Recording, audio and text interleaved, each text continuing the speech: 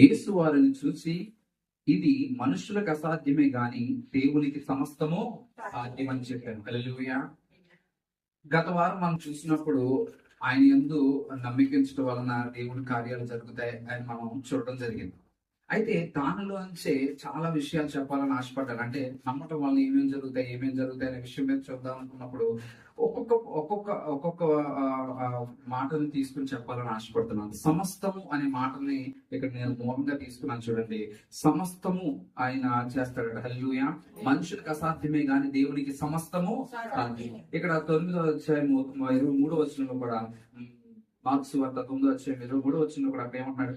నమ్ముట నీ వలనైతే నమ్మువానికి సమస్తము సాధ్యమే. హల్లెలూయా. హల్లెలూయా. సమస్తము సాధ్యమేనట. దేవుని యొక్క కార్యాలు అన్ని సాధ్యమే అంటున్నాడు. మనం ఖచ్చితంగా నమ్మగలిగినప్పుడట దేవుడు అద్భుత కార్యాలు జరిగించగలిగిన వాడై ఉన్నాడు. హల్లెలూయా.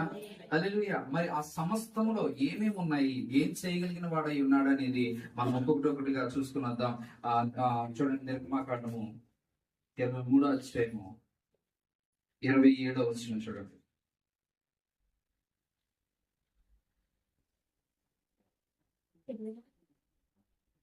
నన్ను బట్టి మనుషులు నీకు భయపడినట్లు చేసేదను. నన్ను బట్టి మనుషులు నీకు భయపడినట్లు చేసేదను.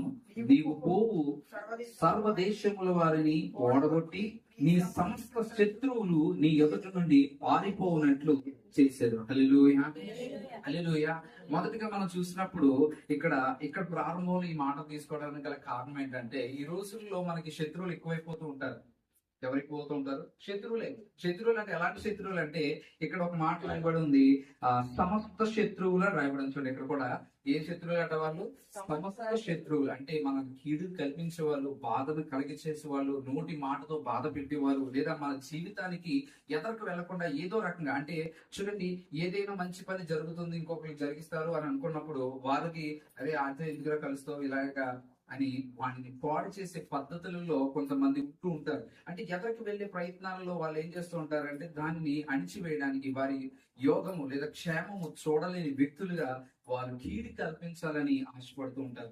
వారు కూడా మనకి ఏమైపోతూ ఉంటారంటే శత్రువులు అయిపోతూ ఉంటారు. మనకు తెలియదు వారు శత్రువులు అని తెలియదు. కానీ దేవుడు ఏమంటాడంటే సమస్త శత్రువులు అంటే మనకు తెలిసిన వారై ఉండొచ్చు, తెలియని వారై ఉండొచ్చు, మన చుట్టూ ఉండొచ్చు, లేదా మన స్నేహితులలోనే ఆ యొక్క శత్రువు యొక్క హృదయము అతను ఉండొచ్చు.